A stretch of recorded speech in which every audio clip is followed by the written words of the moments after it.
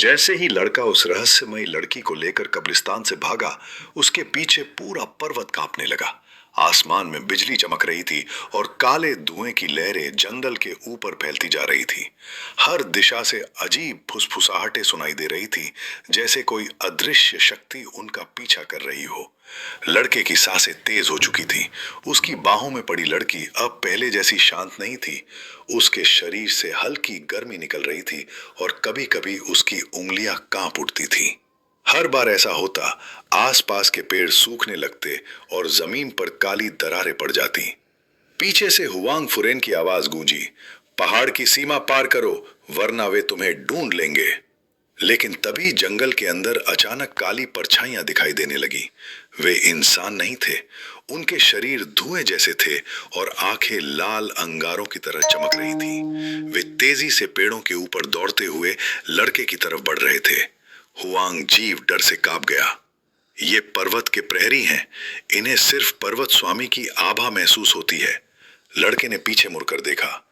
दर्जनों काली आकृतियां उनका पीछा कर रही थीं। तभी अचानक उसकी बाहों में पड़ी लड़की ने आंखें हल्की खोली। उसकी सुनहरी आंखों की चमक अंधेरे जंगल में फैल गई। अगले ही पल सारे काले प्रहरी अचानक रुक गए। वे डर से पीछे हटने लगे। लड़की ने बेहद कमजोर आवाज में कहा, उन्हें मत मारो, वे सिर्फ आदेश मानते हैं। यह सुनकर लड़का कुछ पल के लिए रुक गया। उसे समझ नहीं आ रहा था कि आखिर ये लड़की कौन है। कभी वो एक साधारण इंसान की तरह बात करती और अगले ही पल उसके आसपास मौत जैसी शक्ति फैल जाती। तभी अचानक जंगल के बीच एक तेज रोशनी चमकी। एक लंबा आदमी सफेद वस्त्रों में उनके सामने उतर आया। उसके हाथ में चांदी की तलवार थी और माथे पर चमकता हुआ चिन्ह। हुआंग जीव उसे देखते ही कांप उठा। स्वर्गीय संघ का शिकारी। उस आदमी की नजर सीधे लड़की पर पड़ी। उसके चेहरे का रंग बदल गया।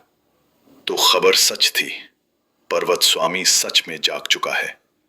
उसने तलवार उठाई और ठंडी आवाज में कहा, अगर इसे अभी नहीं रोका गया तो पूरा संसार अंधकार में डूब जाएगा। लड़का तुरंत लड़की के सामने खड़ा हो गया। मैं इसे तुम्हारे हवाले नहीं करूंगा। शिकारी हल्का सा मुस्कुराया। तुम नहीं जानते तुम किसे बचा रहे हो। अचानक उसने तलवार जमीन पर मारी। पूरे जंगल में चमकदार ऊर्जा फैल गई। पेड़ टूटने लगे, हवा भारी हो गई। लड़का घुटनों पर गिर पड़ा। उसे लगा जैसे उसका शरीर दबाया जा रहा हो। लेकिन तभी लड़की ने धीरे से अपना हाथ उठाया। पूरा समय जैसे रुक गया। हवा शांत हो गई। शिकारी की तलवार कांपने लगी। उसकी आंखों में पहली बार डर दिखाई दिया। लड़की धीरे धीरे जमीन पर उतरी। उसके लंबे बाल हवा में लहरा रहे थे और उसकी आंखों की सुनहरी चमक अब पहले से भी ज्यादा तेज हो चुकी थी। उसने शिकारी की तरफ देखा और शांत स्वर में कहा, मैंने 1000 साल पहले भी तुम्हारे जैसे लोगों को रोका था। ये सुनते ही शिकारी का चेहरा सफेद पड़ गया। असंभव, तुम्हारी यादें वापस आने लगी। तभी अचानक लड़की दर्द से चीख उठी। उसके सिर के ऊपर काला धुआं घूमने लगा। उसके अंदर दो शक्तियां लड़ रही थीं, एक जो जागना चाहती थी और दूसरी जो सब कुछ खत्म होने से रोक रही थी। लड़का तुरंत उसके पास भागा और उसे संभाल लिया। लड़की कांपती आवाज में बोली, मुझे इस पर्वत से दूर ले चलो, जल्दी। लेकिन तभी आसमान में अचानक एक विशाल काली आंख खुली।